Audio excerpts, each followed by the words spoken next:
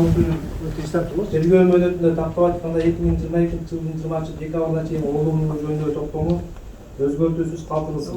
Позор! Позор! Позор! Позор! Судьям! Позор! Сволочи! Позор!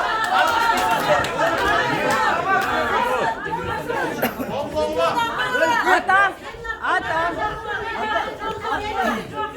Можно, пожалуйста? Ата!